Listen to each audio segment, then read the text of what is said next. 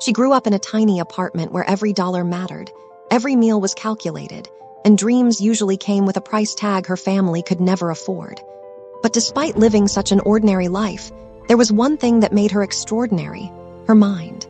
She was insanely smart, the kind of student teachers bragged about and classmates secretly envied. And unlike everyone around her, she had absolutely no obsession with rich people. She didn't fantasize about luxury brands, expensive cars, or elite lifestyles. Not because she was pretending to be humble. She genuinely didn't care. That became obvious the day a post started spreading all over school about a legendary academy attended only by the children of Korea's wealthiest families. The entire classroom exploded with excitement. Students were drooling over pictures of designer uniforms, luxury dorms, and billionaire kids living like celebrities.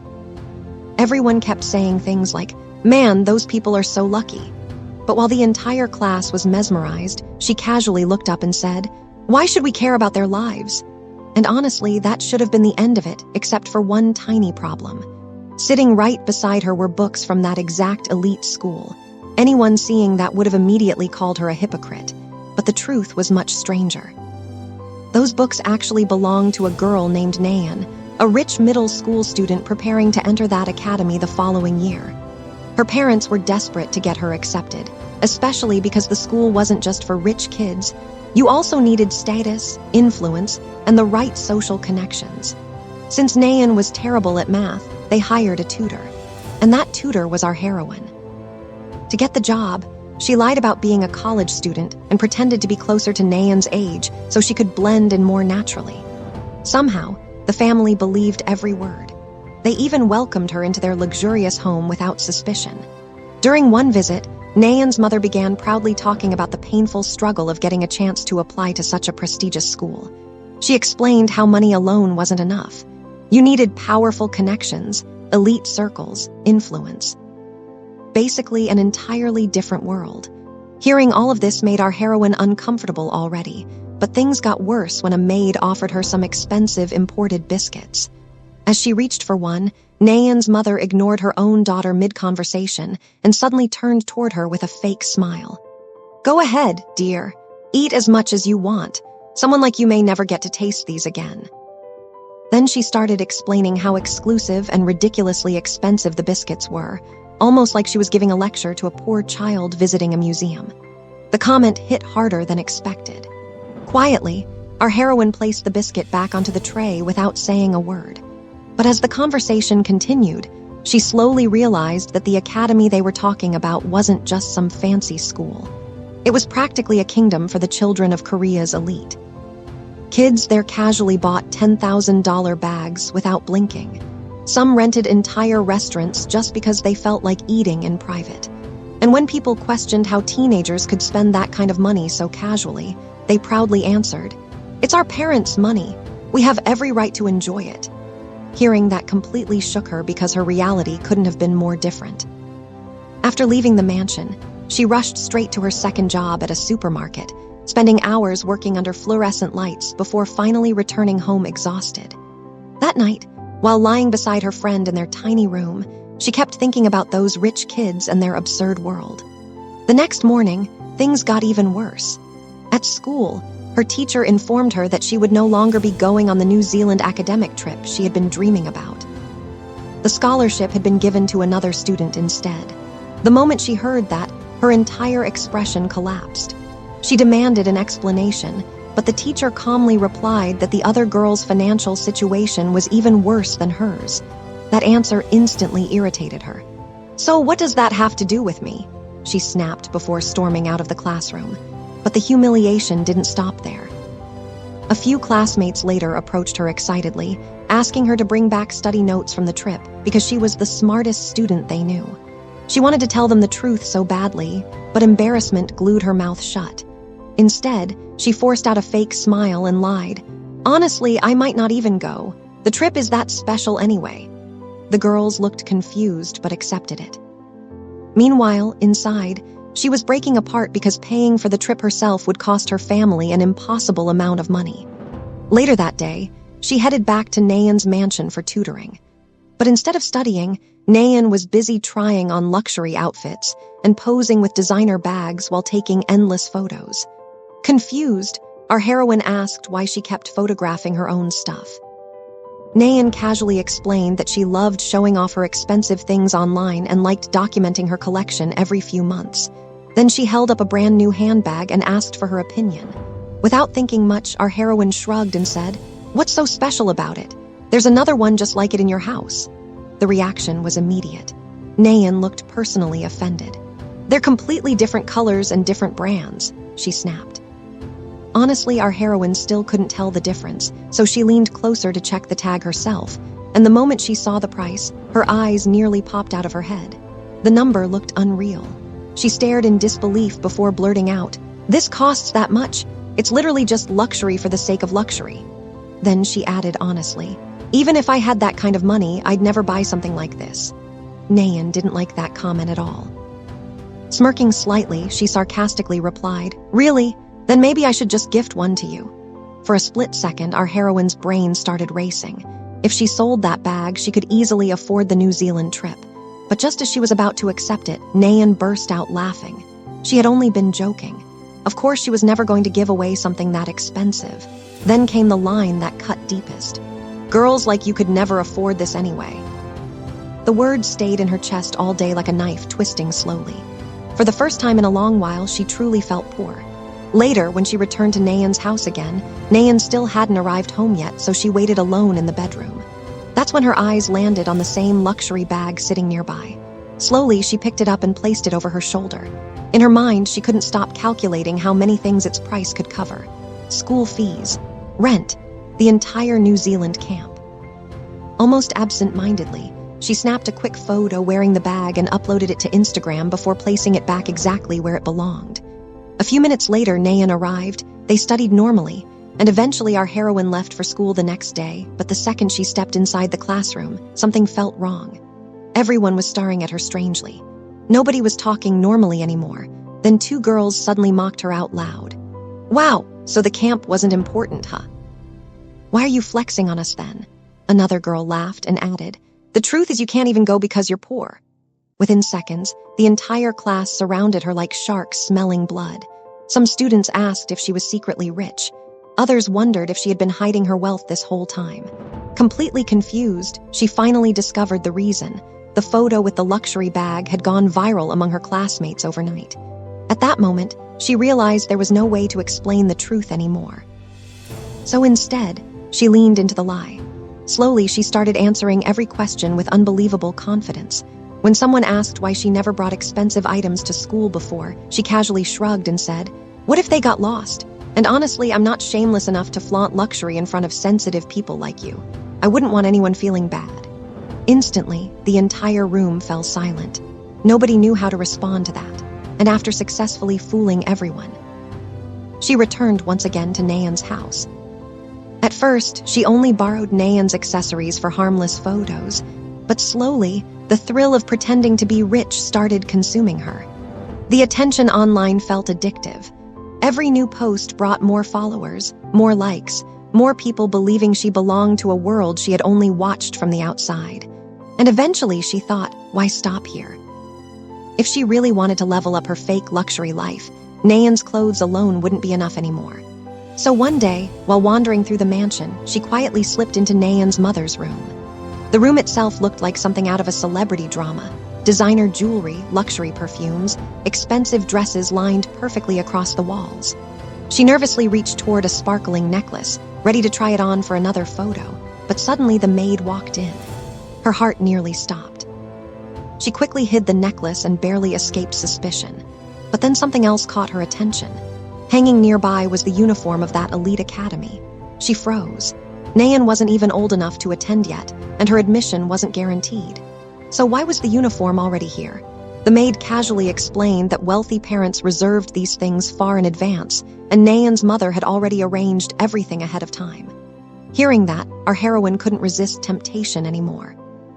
She put on the uniform herself and uploaded another picture online. This time it wasn't accidental. She wanted attention. She wanted followers. She wanted people to see her as someone important. In her mind, becoming a famous influencer suddenly felt like the only escape from poverty. But fate had perfect timing. Right after she posted the picture, Nayan unexpectedly came home. Panicking, she dove under the bed to hide. But in the chaos, she forgot her phone outside, and it was completely unlocked. Nayan picked it up, and within seconds discovered everything. Every fake luxury post, every staged photo, every lie. Her expression changed instantly. She was furious that someone had been using her belongings to build a fake rich girl image online. With no way out left, our heroine slowly crawled out from under the bed, apologizing desperately and begging Nayan not to tell her mother. Surprisingly, Nayan didn't seem angry anymore. She looked entertained. To her, this entire situation was hilarious. So instead of exposing her immediately, she made an offer. "Fine," she said smugly. "I won't tell anyone, but it won't be free." The price? Total obedience. From that moment on, our heroine practically became Nayan's servant. She carried shopping bags for her and her rich friends, took endless photos for their social media, fetched coffee every few minutes, drove them around, and even completed homework for Nayan's friends too. It got so bad that she barely had time to breathe. Finally, after days of humiliation, she snapped. "This is too much," she said. "I have exams next week too." But Nayan immediately fired back, "And I have my entrance exam for the academy. This is the last time. If you refuse, I'll tell my mother everything." Once again, fear crushed her resistance and she gave in. Then came the day of the exams, the most important day for both of them. Our heroine was focused on preparing for her own test when suddenly Nayan called her crying hysterically. "I forgot my things at home. I can't take the exam without them. Please bring them to me." She tried explaining that she also had an exam to attend, but Nayan immediately used the same threat again. Desperate and trapped, she ran all the way back to the mansion, grabbed the items, and rushed toward Nayan's school as fast as she could. But the moment she arrived, her blood started boiling. Nayan and her friends were sitting together laughing. "Watch," one of them giggled. "She'll come running like a crazy person any second now." That's when the truth hit her. Nothing had been forgotten. Everything Nayan needed was already with her. The entire emergency had been fake, a cruel prank. And even after she arrived exhausted and breathless, Nayan casually smiled and said, "Oh, thank you. Thanks to you, I'll definitely pass now."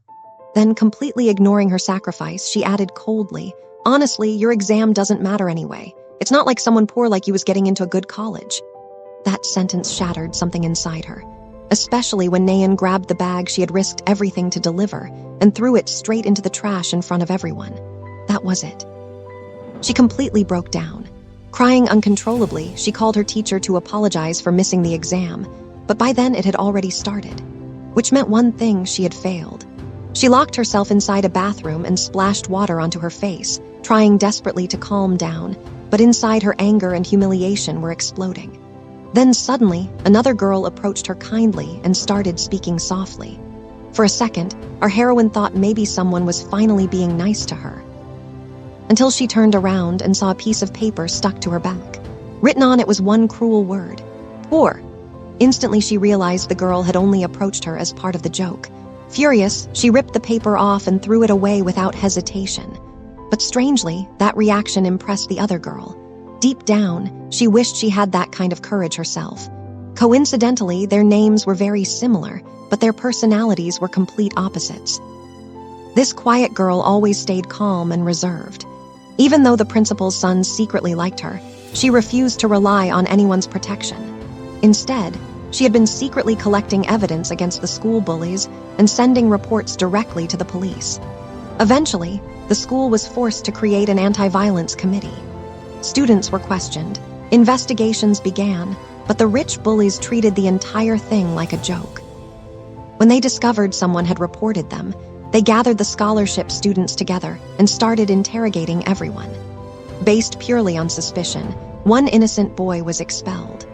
The quiet girl felt horribly guilty because she was the real whistleblower, not him. What hurt her most was realizing the investigation suddenly disappeared halfway through, almost as if wealthy parents had buried the entire scandal with money. After that, she became even quieter and more broken inside, especially around Yena, the school's untouchable queen. She was the richest, most powerful student in the academy, and everyone feared her. But our heroine had never heard of her before.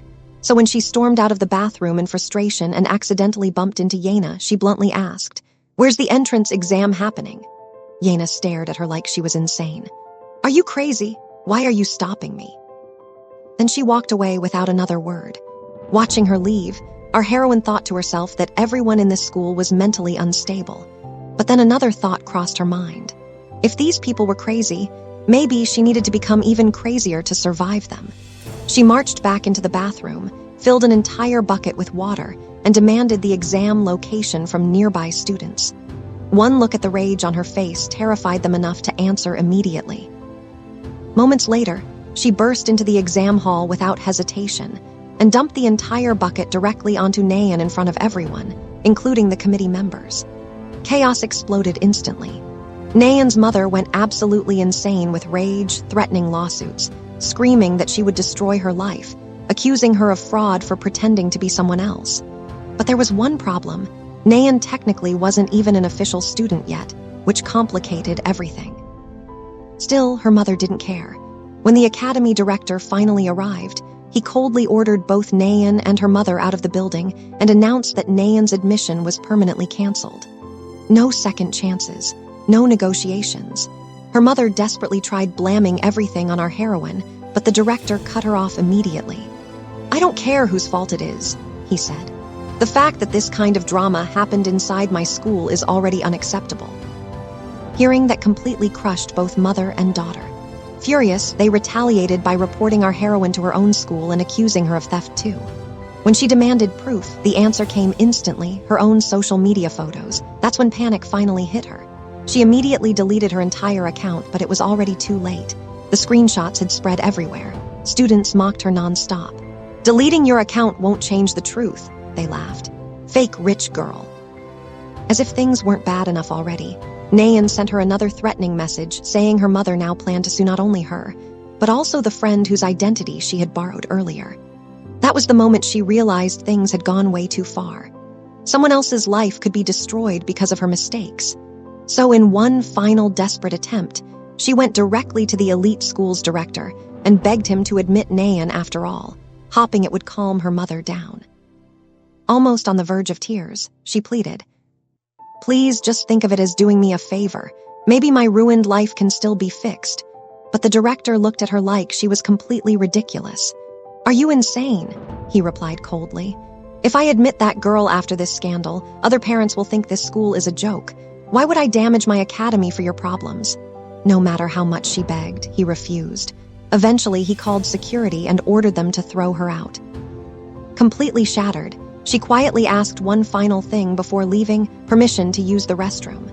The staff finally pointed her toward a separate restroom hidden deep inside the building, a place that was apparently reserved for people like her. Because obviously scholarship students weren't supposed to use the luxurious bathrooms meant for the rich kids. The moment she stepped inside, she froze. A boy was standing there smoking casually, inside the girls' restroom. Startled, he immediately began explaining himself, saying he only came there because nobody used this bathroom anymore. According to him, the place had a terrible reputation after a girl supposedly gave birth there years ago, and now everyone avoided it like it was cursed. Hearing that only made our heroine even more uncomfortable. She quickly escaped the restroom, convinced the guy was completely insane. But even after everything, she still refused to give up. That same night, she returned to the academy again, determined to sneak back inside and somehow convince the director one more time. Outside the wall, she ran into the same strange restroom guy again. She explained that she planned to climb over the wall to get inside. Instead of stopping her, he simply looked at her and said, "God bless you." Then he casually pointed toward the director's car parked nearby before walking away, basically telling her where to wait. So she sat there in the cold night, waiting stubbornly for the director to come out. But exhaustion eventually defeated her, and she accidentally fell asleep. When she suddenly woke up, it was already 2 a.m. Panicking, she immediately checked the parking area, worried the director had already left. But strangely, the car was still there. She rushed toward it, and at that exact moment, a girl suddenly came crashing down from the rooftop above. The impact shocked her completely. And when she looked closely, she realized it was the same quiet scholarship girl who had defended her earlier. But the real horror came seconds later when she glanced up toward the roof and saw a shadow standing there. Someone had pushed her. The girl was rushed to the hospital, and our heroine was taken along for questioning. The police interrogated her carefully, but also made it very clear that she shouldn't create unnecessary trouble. Calmly, she answered that she already understood how the world worked. If she caused problems, she had neither money nor power to protect herself. So honestly, the police should relax because she wasn't stupid enough to fight people richer than her. Later that night, she sat silently in her small room charging her phone, emotionally drained, when suddenly a message arrived from the academy director himself. The message said he was willing to change her ruined life, just like she had begged him to do earlier. She stared at the screen in disbelief. For the first time in forever, it felt like luck was finally on her side. Then the director called her personally and offered a deal. He would give her admission into the elite academy, but in exchange, she would say nothing about what she saw that night. Not only would she stay silent about who pushed the girl, she would also deny seeing anyone on the rooftop at all. Technically, she didn't actually know who the attacker was anyway, but instead of admitting that, she cleverly acted like she knew much more than she did and immediately accepted the deal. Soon afterward, she returned to her old school, packed up her belongings, and prepared to leave. At first, everyone assumed she had been expelled after the scandal. But the moment people discovered which academy she was transferring to, the entire school lost its mind. Shock instantly turned into jealousy. Meanwhile, our heroine was genuinely excited. She believed this transfer was the beginning of a better life. What she didn't know yet was that the academy was basically hell disguised as luxury. The students there were terrifying, especially Yena and her group. One day during class, Yena was casually sleeping at her desk while the teacher nervously tried to continue the lesson. When she finally asked someone to wake Yena up, the students panicked and whispered, "Ma'am, that's Yena. Nobody disturbs her." The teacher looked offended and decided to do it herself. She walked over and scolded Yena, saying, "Fine, fail your classes if you want, but at least learn basic discipline." Yena slowly opened her eyes, repeated the exact same sentence back to the teacher in a more polished accent to mock her, then calmly went back to sleep. The teacher could only stand there burning with humiliation because everyone knew she couldn't do anything. Even the director himself ignored bullying whenever the rich kids were involved. Before punishing anyone, he first checked whose child they were. If the family had enough power, the rules magically disappeared. The school had become so rotten that even after the recent incident involving the scholarship girl falling from the roof, students mocked the anti-self-harm campaign launched by the school. In this academy, wealth wasn't enough anymore. Rich students competed over who was richer, more influential, more untouchable. Everyone was trying to devour each other socially. But our heroine didn't fully understand any of that yet. She was still busy dreaming about her glamorous new life. Then reality slapped her in the face almost immediately. One day she discovered her shoes had disappeared. Confused, she turned around and saw another girl casually wearing them. Without thinking twice, she stormed over and shouted, "Hey thief, take those off." What she didn't realize was that the girl standing in front of her was Yena herself, the queen of the academy. Yena looked genuinely stunned because nobody in the school even dared make eye contact with her, yet this random new scholarship girl had marched up and screamed in her face. And unfortunately for everyone, Yena was already in a terrible mood that day, so she coldly replied, "Move." But our heroine wasn't backing down. "Why should I move?" she snapped back. "You stole my shoes." Then, in pure rage, she grabbed Yena by the hair, dragged her down to the floor, and physically forced the shoes off her feet. The entire hallway froze in shock. Nobody had ever treated Yena like that before. Humiliated beyond belief, Yena returned home furious, silently promising herself revenge. And honestly, her anger had deeper roots than anyone realized. She had recently discovered that her father had been cheating on her mother for a long time. And the woman he was cheating with was their English teacher, the exact same teacher who had mocked Yena earlier. When Yena confronted her later, the teacher shamelessly smiled and said, "Looks like we'll be family soon." Then she casually revealed she was pregnant too. That revelation completely shattered Yena inside, especially when she later saw her mother sitting alone, drinking herself numb after learning the truth. Her father had used her mother to climb socially, then discarded her the moment he no longer needed her. Maybe that was why Yena carried so much hatred inside her.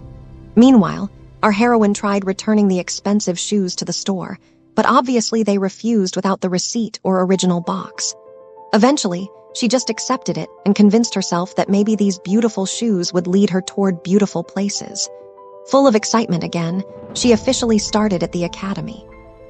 She explored every hallway carefully, genuinely impressed by the facilities, activities, and opportunities around her.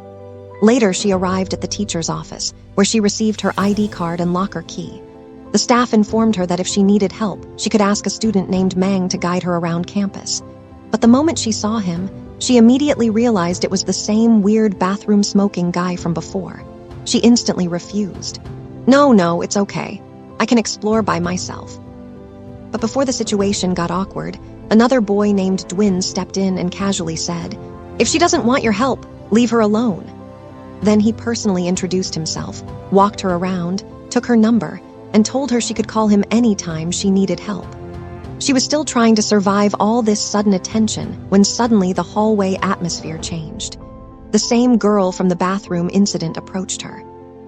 That's when she finally realized this was Yena, the infamous queen everyone feared.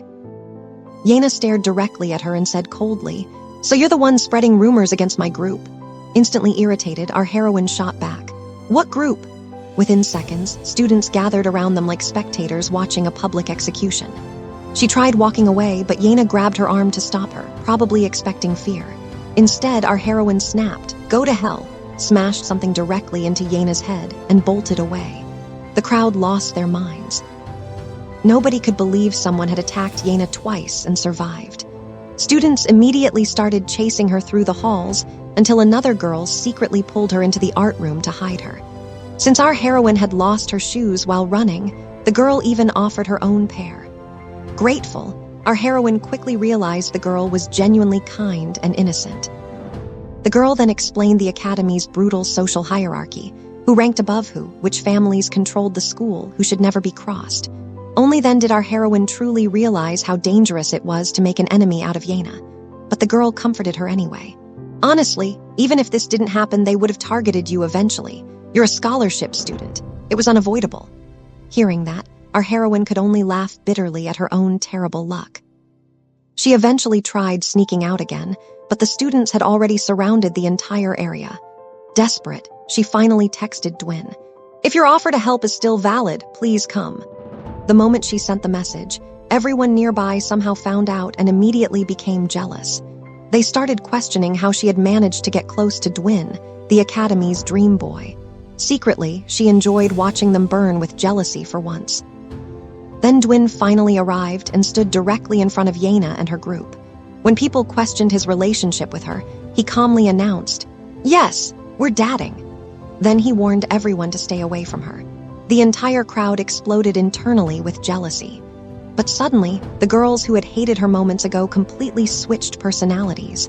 Now they desperately wanted to befriend her because she was supposedly the director's son's girlfriend. Before long, they invited her to an exclusive girls-only party. Later, she told her friend everything and insisted she wasn't going.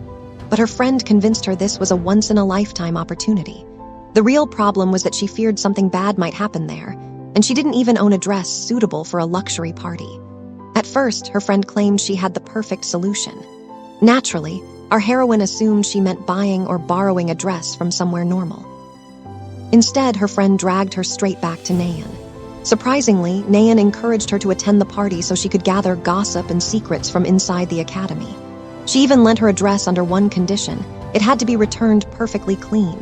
Once our heroine wore the dress, she looked stunning. But standing outside the party venue, she suddenly lost confidence and considered turning back. Thankfully, her friend encouraged her again. "Go, you can do this." Finally gathering courage, she stepped inside and immediately realized this wasn't just a party for rich teenagers. This was a gathering of Korea's highest social circles. Influential families, elite heirs, powerful connections. It felt like stepping into another universe. Nervous, she grabbed a glass of juice just to calm herself down. But before she could even relax, one of Yena's friends suddenly shoved her. Instantly, she panicked, terrified the dress had been ruined. But luckily, nothing spilled. The girl then pretended to help her stand up, only to deliberately shove her again the second she moved. This time, the juice splashed all over the dress. Furious, our heroine shouted that it was obviously intentional, but the girl immediately switched to an innocent act. "Oh no," she said sweetly. "I would never do something like that." Just when our heroine thought the humiliation couldn't get worse, Yena finally made her grand entrance. Without saying a word, she walked straight toward her, grabbed an entire bottle of juice, and dumped it all over the expensive dress. The room instantly fell silent. Then Yena looked down at her with pure arrogance and said, "Know your place. Just because you're friends with one of our friends doesn't mean you're one of us." That sentence burned deeper than the juice soaking through the dress. Our heroine stood there trembling with humiliation while everyone watched. Later, when Nayan found out what happened to the dress she had loaned her, she immediately demanded compensation. The price? $8,000. Our heroine nearly stopped breathing. Desperate, she tried asking her family for help, but the moment her brother heard the amount, he thought she was joking and nearly chased her out of the house in anger. Now she was completely trapped. Meanwhile, Yena was enjoying every second of her victory. But things changed when Doyen confronted her and warned her to stay away from our heroine. That only made Yena angrier. To her, Doyen had completely lost his mind. "You're throwing everything away for some poor girl," she mocked. Then she cruelly reminded him that he had already made the same mistake once before by protecting the scholarship girl who fell from the rooftop. According to her, he was too blind to see how people used him. She even compared him to his own mother, saying she was just as foolish for letting his father use her before betraying her. Doyen tried ignoring her words, but deep down they clearly hit a nerve. Especially because, at that exact moment, a video had already started spreading online showing Yena publicly humiliating our heroine at the party. Mang saw the viral clip too, and shortly afterward, he spotted our heroine meeting secretly with an older man who was handing her money. Without understanding anything, Mang immediately jumped to conclusions. Furious, he attacked the man and shouted, "Have you no shame? She's a minor." Our heroine exploded in anger. She yelled that he was completely misunderstanding the situation and even called him an idiot. Then she explained that she had simply been selling something to the man. But thanks to Mang causing a scene, she ended up giving the buyer a discount, losing money in the process. When she angrily told Mang he had caused serious damage, he casually asked, "How much did you lose?" The moment she answered $50, he looked confused. "That's it." That response hit her hard. She snapped immediately. "Maybe it's nothing to you, but for me that's a huge amount." Then, for the first time, she directly asked him if he had ever stopped to wonder why she came all the way to a school like this despite being poor. Mang jokingly replied, "What, taxi fare was cheaper here." But when he realized she was serious, even he looked uncomfortable. Our heroine bitterly told him that he had instantly assumed the worst about her simply because she was poor. Then she asked the question that shut him up completely. "If I were rich, would you have thought the same thing?" After a moment of silence, Mang honestly admitted, "Probably not." So she coldly told him that if he couldn't truly help her, he should just stay away from her life entirely. Mang quietly asked what she needed. And for a second, it genuinely seemed like he wanted to help. But in the end, all he did was drive her home. Even that small act surprised her, and despite everything, she softly thanked him. The next day at school, Yena cornered her again. By this point, our heroine was exhausted mentally and emotionally. She told Yena to leave her alone, then suddenly turned the conversation around by asking, "If you really think you're so much better than me, then why are you so obsessed with someone you consider worthless? Or do you actually have an inferiority complex yourself?" That line struck Yena harder than anyone expected. Her face instantly darkened, and she openly threatened her.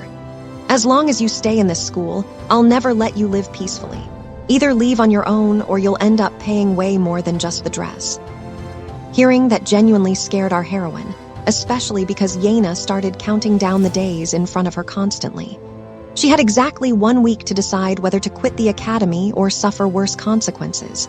Later, while walking alone, a car suddenly stopped beside her. It was Doyen. The moment she got inside, he immediately started scolding her for attending the party in the first place. Then he compared her to his ex-girlfriend, saying his ex had dignity and self-respect unlike her.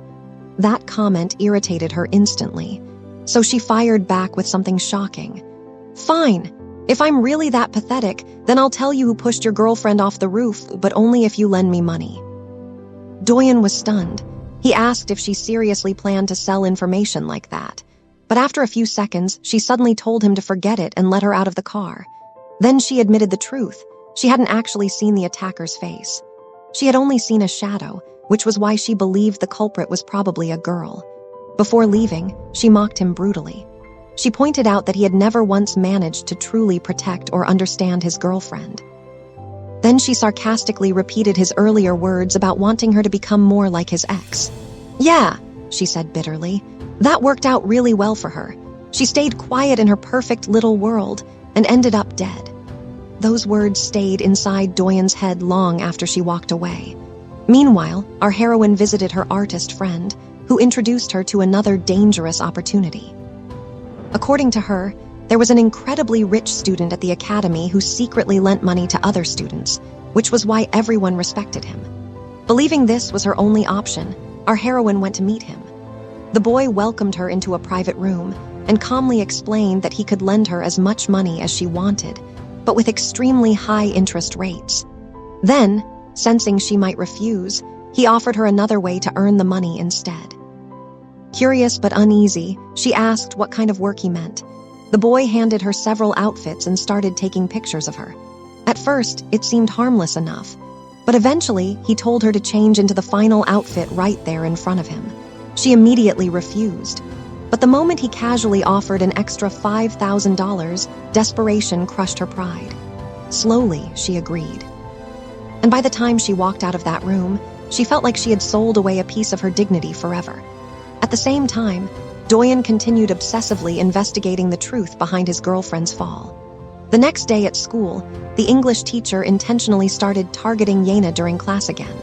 The moment Yena saw her, memories of her broken mother came flooding back. Her breathing became unstable, and instead of stopping, the teacher enjoyed watching her struggle. She kept pressuring her even more, but unexpectedly our heroine stepped in. She calmly interrupted the situation, pulled Yena away from the classroom, and gave her water to help her calm down. Instead of appreciating it, Yena immediately lashed out angrily. "I don't need your pity." But our heroine snapped back too. "Of course I pity you. No matter how messed up your life is, mine's still worse." Then, in pure frustration, she threw the money for the dress directly at Yena and told her to give it back to Nayan because all of this had started because of her. She made one thing painfully clear.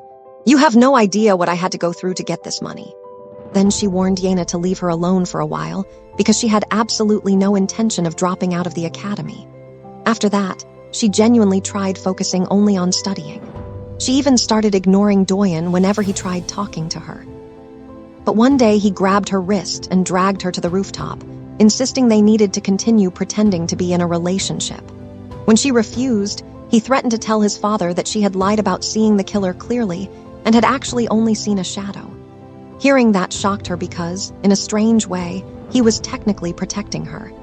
His father was an extremely dangerous man, but even so, she angrily walked away. Then suddenly, on her phone, an unknown number sent her a horrifying video. It was footage of her changing clothes in front of the rich student during the photo shoot. Her blood ran cold instantly. She finally realized she had been secretly recorded the entire time. The thought completely destroyed her. All day she wandered around in shock, convinced her life could collapse at any second if the video leaked publicly. Through all of this, her artist friend stayed close beside her, comforting and supporting her constantly. Even Yena and her friends noticed how strangely upset she had become, though they couldn't figure out why. Later that night, while sitting alone at home, our heroine suddenly remembered something important. She compared the handwriting on an old anonymous note she had received earlier with her artist friend's handwriting, and they matched perfectly. In that instant, everything became clear. Her innocent friend had known the truth all along. She was the one blackmailing her. And the biggest shock of all, that girl wasn't poor or harmless at all. She actually came from an extremely wealthy family infamous for theft and fraud scandals. Just the previous year, her father had almost been destroyed in court, until the family donated a massive amount of money and quietly buried the entire case. Ever since the scandal involving her family became public, the entire school treated that so-called innocent artist girl like garbage. Students constantly mocked her family behind her back, whispering that they were thieves who bought their way out of every problem. Eventually, she snapped. One day she brutally attacked another girl and screamed at her while beating her down. "At least I'm the daughter of thieves. What are you supposed to be?" That's when Yena arrived and slapped her across the face in front of everyone. Then, coldly and publicly, Yena announced that from now on, she would be treated exactly like an ordinary poor student because she no longer deserved to stand beside them socially. The entire school was stunned. Everyone knew those two used to be close friends, so it was obvious something serious had happened between them. Later, when Yena discovered what that girl had been secretly doing to our heroine, she confronted her directly. But the girl calmly pretended she had no idea what Yena was talking about. That only made Yena angrier. She warned her that if she kept pushing things further, she would expose all of her old crimes publicly. But instead of panicking, the girl simply smiled and replied, "You have no proof that I killed my brother." Hearing those words made Yena's blood boil instantly. Around the same time, our heroine also confronted the girl directly. But instead of showing guilt, the girl mocked her. She pointed out how our heroine kept getting trapped in scandals over and over again while still trying to act morally superior. "Don't pretend you're innocent either," she sneered. "You used dirty methods to enter this school too." Our heroine defended herself honestly, insisting again that she never actually saw who pushed the girl from the rooftop. She had been telling the truth the whole time. Then suddenly the girl proposed something terrifyingly simple. "Then let's just blame Yena and end this." Our heroine froze in shock, but the girl continued calmly, explaining that everyone already knew Yena hated the victim and had been blackmailing her before the accident. According to her, people would believe the accusation instantly. And honestly, even Doyen was slowly starting to believe Yena might be the killer because every time he questioned her, she refused to explain why she hated his girlfriend so much. At this point, both Yena and our heroine were completely falling apart emotionally. One night, Yena spotted our heroine crying alone beside the road. She stopped her car and looked at her for a moment before speaking. "What happened? Weren't you the one saying you could survive anything? So why are you crying now?" Then she told her to pull herself together and become the same fearless girl who once dragged people around by their hair. Before leaving, Yena gave her one serious warning: stay away from the artist girl because she wasn't nearly as harmless as she pretended to be. That conversation changed something inside our heroine. For the first time, she realized Yena wasn't truly evil deep down. Broken, yes, cruel sometimes, but not heartless. The next day, she returned stronger and more determined than before. This time, she approached Doyen herself and asked him to restart their fake relationship plan. Together, they secretly broke into the rich photographer boy's room. While searching through his flash drives, she finally found a folder containing her name. At the same time, Mang completely lost his temper and violently beat the boy until he deleted every hidden video from his laptop. Finally, our heroine felt a small sense of relief, but the moment she opened the file with her name on it, her entire body froze. The girl in the video wasn't her. It was the scholarship girl who had fallen from the rooftop, the one whose name was almost identical to hers. And the biggest shock of all. In the footage, that girl was secretly cheating on Doyen with his own best friend, who also happened to already be in a relationship himself. Our heroine sat there completely speechless. Part of her felt angry at the dead girl for betraying Doyen so badly, while another part genuinely pitied him because he had loved her sincerely without ever knowing the truth. So when Doyen later invited her to a gathering with his friends, she agreed immediately without thinking much. At first, the party felt surprisingly normal. Everyone was drinking, laughing, pretending like nothing was wrong. But suddenly, the atmosphere exploded when Doyen openly accused Yena of pushing his girlfriend off the rooftop. He said it confidently, fully believing it himself by now. Yena immediately fired back. She admitted she really had gone to the rooftop that night to confront the girl, but not for the reason he thought. According to Yena, the girl had been blackmailing her using the truth about her father's affair. Yena admitted they argued intensely, but then, in pure anger, she exposed an even bigger secret. Looking directly at Doyen, she called him an idiot for being so blind that he never realized his girlfriend had been cheating on him with his own best friend. The entire room exploded into chaos. Furious and humiliated, Doyen immediately attacked his friend while everyone else stood frozen in shock. Then Yena turned toward him again and claimed she had hidden the truth only because she thought he deserved better than a manipulative cheater. But just when it seemed like Yena might finally win the argument, the dead girl's best friend suddenly admitted something horrifying. She had actually known about the cheating the entire time. She simply pretended not to know because keeping the secret allowed her to emotionally control her boyfriend through guilt and fear. Hearing that stunned even Yena into silence. After that, Yena quietly tried leaving the party, but our heroine stopped her and asked her to come home with her because she had something important to show. Once they arrived, our heroine revealed a necklace she had secretly taken notice of earlier. She explained that she had seen the exact same chain around the neck of Yena's friend before, and that same chain had been clutched in the dead girl's hand when she fell from the rooftop. Instantly, the truth became obvious. Yena's own friend was the real killer. The motive was simple too. The dead girl had discovered that her boyfriend was cheating, and the confrontation on the rooftop spiraled out of control. Technically, the girl probably never intended to murder her, but in such a dangerous place, one shove was enough to destroy everything. Later, when her boyfriend realized the necklace was missing, he unknowingly replaced it with a new one, and that tiny detail was what finally helped our heroine uncover the truth. But even after discovering the real killer, the nightmare still wasn't over. The very next night, the unstable girl cornered our heroine and threatened her again.